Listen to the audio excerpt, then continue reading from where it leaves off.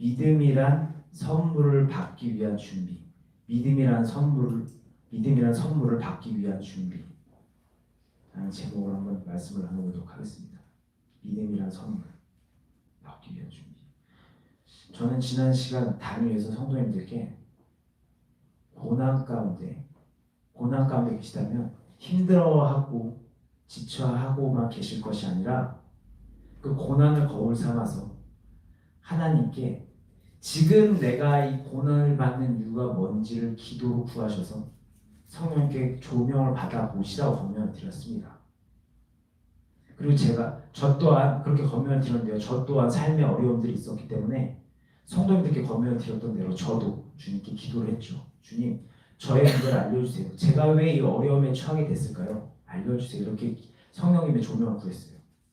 그러자 주님께 저에게 이런 조명을 주셨죠. 주님께서 저에게 일만 생기면, 어떤 사건이 터지면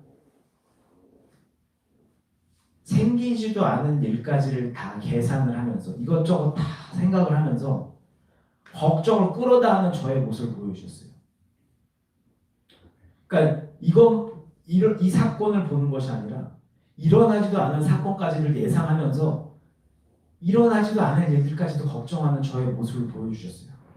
이전에 설교에서 말씀드렸다시피 걱정이라면 본질적으로 두려움이거든요.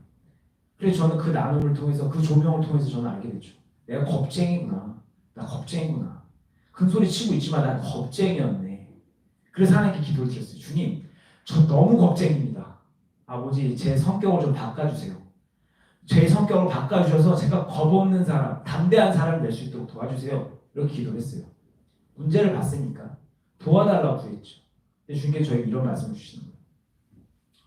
신앙인들은 성격을 바꿔서 담대해지는 것이 아니다.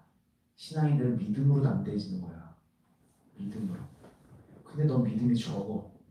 넌 믿음이 너무 적다. 이런 말씀을 주시는 거예요. 돌아왔죠. 근데 진짜 저 믿음이 적더라고요. 입으로는 믿는다고 해요. 믿는다 하는데 내 생각과 판단을 다 버리지 못하고 하나님을 끝까지 못 믿는 거예요. 거기까지만 믿어요. 입으로는 맡긴다고 하는데 끝까지 못 믿다 보니까 손을 못 피는 거예요. 마지막 여기까지는 내가 혹시라도 못 믿었는데 잘못돼도 타격을 받아도 이 정도까지는 내가 카바칠 수 있는 데까지만 맡기는 거예요. 끝까지 손을 못 피더라고요. 그러면서 두려워하거든요. 쥐고 있는 걸 펴야 하나님께서 바톤을 넘겨받으실 수 있는데 아버지를 믿고 아버지 뒤에 숨어야 아버지께서 앞에 나가셔서 진두지휘하면서 가실 수가 있는데 그게 안 되는 거예요. 뛰어내리는 게 두려워서 날개를 피지 못하는 새처럼 무서워가지고 그냥 계속 둥지에만 있더라고요. 그래서 기도했죠. 주님 죄송합니다. 믿음 없는 저를 용서해 주십시오.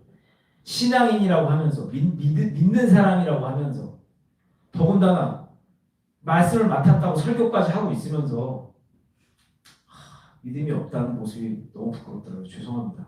진짜 죄송합니다. 자백하고 용서해달라고 기도했어요. 그래서 마가복음 9장에 귀신 들린 아이의 아버지처럼 주님 저의 믿음 없음을 도와주십시오. 막 하면서 믿음을 달라고 기도했어요. 진짜 믿음이 필요하더라고요. 나의 하나님께서 지금 생생히 살아계시다는 믿음, 나의 하나님께서 전능하시다는 믿음, 예수 그리스도의 이름으로 그래서 모든 것이 가능하다는 믿음, 아버지의 약속을 믿고 예수님의 이름으로 모든 것이 가능하다는 믿음, 그래서 내 삶의 모든 문제가 아버지께 달려있다라는 그 믿음, 그래서 또 전능하신 그 하나님께서 마음껏 일하시기 위해서 내가 손을 펴야 된다는 그 믿음이 저에게 필요했더라고요. 그래서 믿음을 달라고 기도했죠. 그런데 저는 참 생각이 많은 사람인지 믿음을 달라고 이렇게 기도하고 있는데 이런 의문이 드는 거예요. 제가 참 생각이 많아요. 그래, 믿음은 하나님의 선물이지. 그러니까 받아야 되는 건 맞아. 그럼 기도하면서 주실 때까지 기다려야겠지. 근데 언제까지 기다리지? 언제 주셔? 언제까지 이거 기도하면서 마냥 기다리나? 고민이 되는 거예요. 이거 언제까지 기다려? 언제 받아? 그러다가 고민을 하다가 혼자 고민을 해요. 이런 고민을 해요. 고민을 하다가 이런 의문까지 이르게 됐어요. 어떤 의문이었냐면 믿음이란 선물을 받은 사람들에게 어떤 특징이 있지 않을까? 믿음이란 선물 받은 사람들은 어떤 공통적인 특징이 있지 않을까? 그리고 그 특징을 좀 연구해 보면 하나님께로부터 이 믿음이란 선물을 받을 때 나도 준비할 수 있지 않을까? 믿음을 받을 수 있는 준비를 좀 할 수 있지 않을까? 하는 의문에 이르게 됐어요. 그래서 찾아봤죠. 믿음을 선물로 받은 사람들은 어떤 특징이 있나? 보니까 죄다가 믿음의 사람들이야. 근데 이 사람들은 어떤 특징이 있는지 찾기가 명확하지가 않더라고요. 그래서 막 찾아가서 인터넷도 찾아보고 각주도 찾아보고 주석도 찾아보고 그러다가 결국 성경 속에 답을 찾았어요. 사도행전에서 믿음을 선물로 받은 이들의 갖고 있는 공통적인 특징 하나를 발견할 수 있어요. 발견할 수 있었어요. 어떤 특징이었냐? 오늘 첫 번째 부분 사도행전 6장 5절과 사도행전 11장 24절이에요. 이게 한 세트였고 첫 번째 부분이 이렇게 두 개입니다. 사도행전 사도행전 첫 번째 6장 5절 사도행전 6장 5절 6절부터 다 찾아주시고 함께 읽겠습니다. 시작. 온 우리가 이 말을 기뻐하여 믿음과 성령에 충만한 사람 스테반과 또 우리 믿음과 브로고와 디몬과 바나나와 유대인이 그랬던 안디옥 사람 니골라를 택하여. 그리고 뒤로 넘어가서 사도행전 11장 24절도 함께 읽어보겠습니다. 사도행전 11장 24절 시작. 바나바는 착한 사람이요 성령과 믿음이 충만한 사람이라 이에 큰 무리가 주께 바라보시더라. 혹시 발견하셨는지 모르겠는데요. 이 두 구절 속에서 저는 믿음을 선물로 받은 사람들의 특징을 발견할 수 있었어요. 뭐 두 구절 가지고 너무 억지 부린다 생각하실 수도 있는데 저는 이 두 구절을 통해서 믿음이 성령님과 깊게 연관되어 있다는 걸 발견할 수 있었어요. 아니 솔직히 정직한 제 마음은 어떤 거였냐면 좀 돌려서 표현하지 않고 바로 말하면 믿음은 성령님과 함께한다. 믿음은 성령님과 함께한다. 함께 간다. 함께 움직인다. 라는 생각이 들었어요. 이게 전혀 근거 없는 생각이 아닌 게 고린도전서 12장 9절에는 이런 구절이 있어요. 다른 사람에게는 같은 성령으로 믿음을, 어떤 사람에게는 한 성령으로 병고치는 은사를. 믿음은 고린도전서 12장의 기록대로 성령님을 통해 우리에게 전해지는 하나님의 선물이었죠. 은사 중 하나였다는 거예요, 믿음이. 표현 달리 해보면 우리는 성령님을 통해 믿음을 받는 거라는 거죠. 성령님을 통해 믿음을 우리는 받아요. 그러면 이 사실 근거로 우리는 여기까지 생각해 볼 수 있어요. 어떻게 생각하냐? 우린 성령님을 통해 믿음을 받기 때문에 충만한 단단한 믿음을 소유하기 위해선 성령 충만을 이룰 수 있어야 된다. 까지 생각해 볼 수 있죠. 큰 믿음, 단단한 믿음, 충만한 믿음을 갖기 위해선 성령님께서 내 안에 충만히 계실 수 있어야 된다는 거예요. 여기까지 공감이 가시죠? 충만한, 온전한, 나를 맡기는 믿음을 소유하기 위해서는 성령 충만을 이룰 수 있어야 된다. 이 결론을 이렇게 내렸어요. 그런데 여기까지 결론을 내리니까 전 또 다른 벽에 부딪히게 됐어요. 어떤 벽이냐? 결국 성령님 역시 주님께서 부어주셔야 된다는 거예요. 요엘서 2장 19절에 그때 내가 또 내 영을 남정과 여정에게 부어줄 것이며 그 외의 말씀들을 찾아보시면 주님께서 성령님을 부어주신다. 성령님은 아버지께서 주셔야 오실 수 있는 분이라는 거를 알게 되고 이게 벽에 부딪히게 된 거예요. 결국은 또 받아야 되는 거야. 충만한 믿음을 소유하기 위해서 성령 충만이 필요한데 성령 충만도 또 받아야 돼. 그러면 또 이제 답을 찾아야죠. 그럼 나 성령 충만을 위해서 뭘 할 수 있을까? 또 고민이 됐어요. 결국 성령 충만을 얻기 위해서는 또 성령 충만해 주십시오라고 기도를 하면서 기다려야 되나? 그럼 뭐 언제까지 기다려? 마냥 기다리나 또? 라는 의문이 또 든 거예요. 그래서 또 방법이 없나 성경을 막 뒤져봤어요.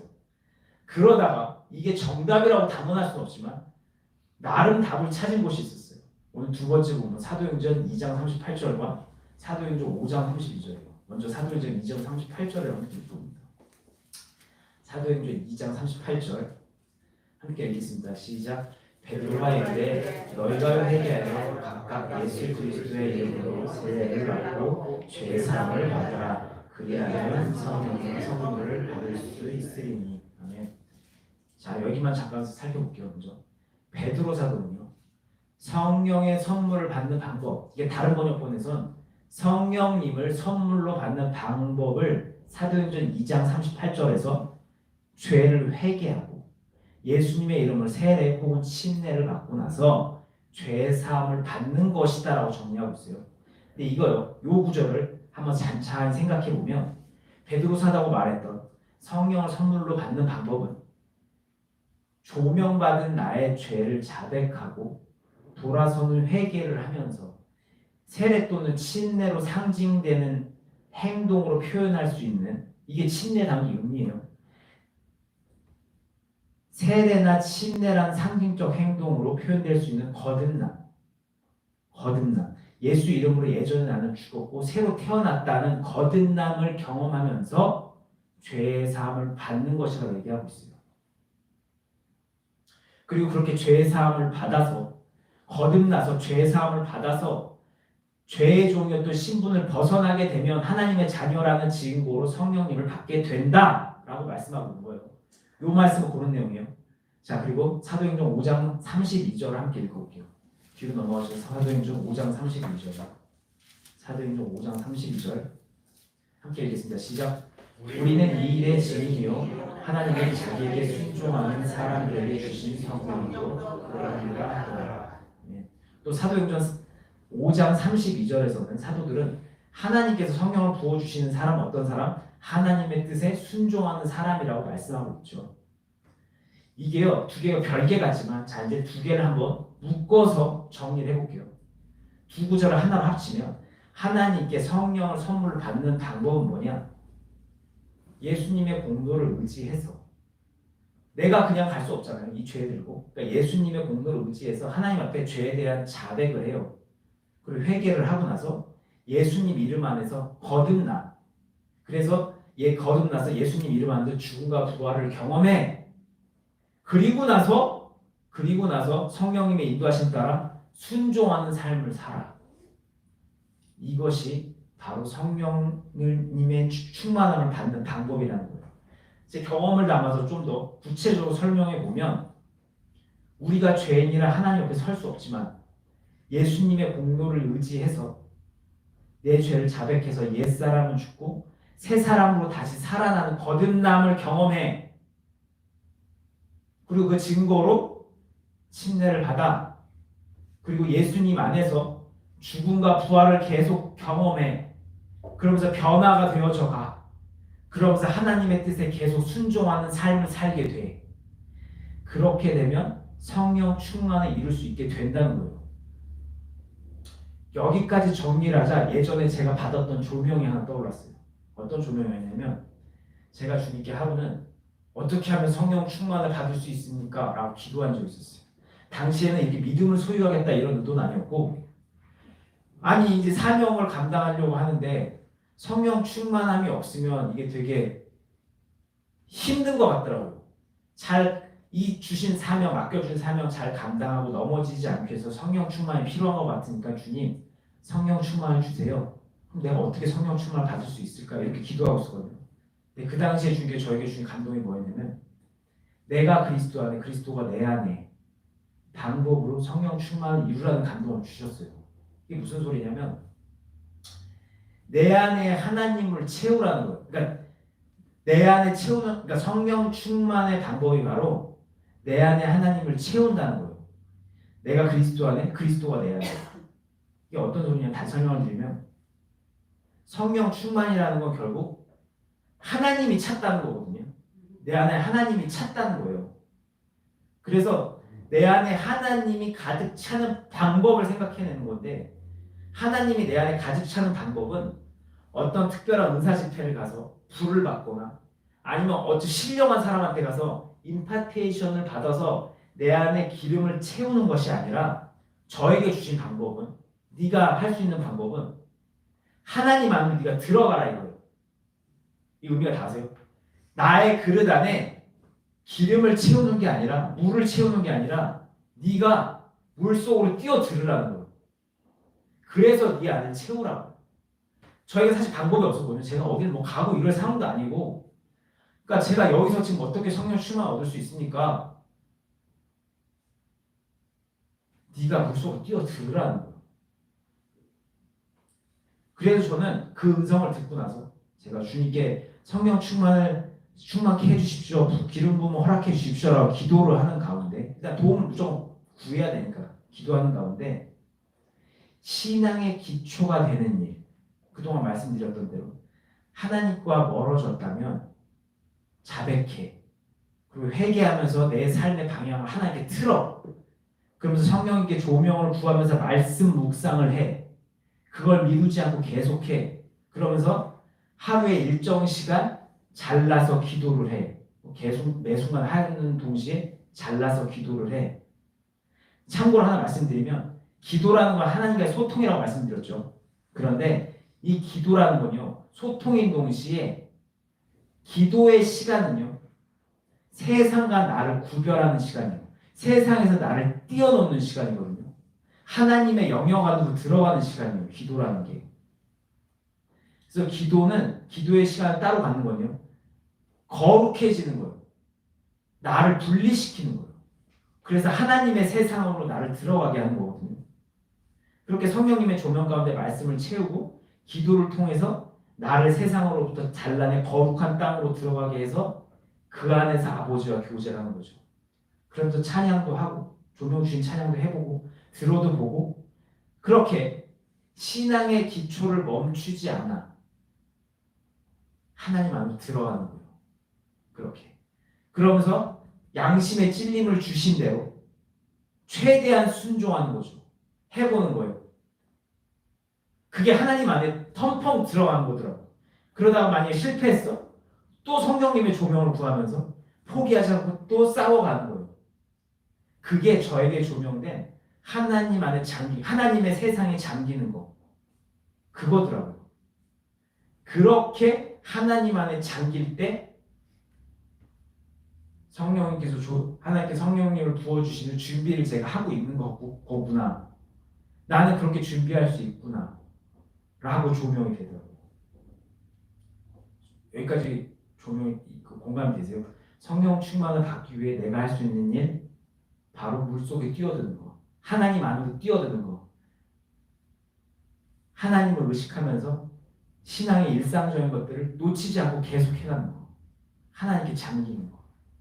분명 선물을 주시는 분이 주셔야 받을 수 있어요. 하지만 주시는 분께서 주실 수 있게 준비하는 거 우리도 할 수 있었다는 거예요.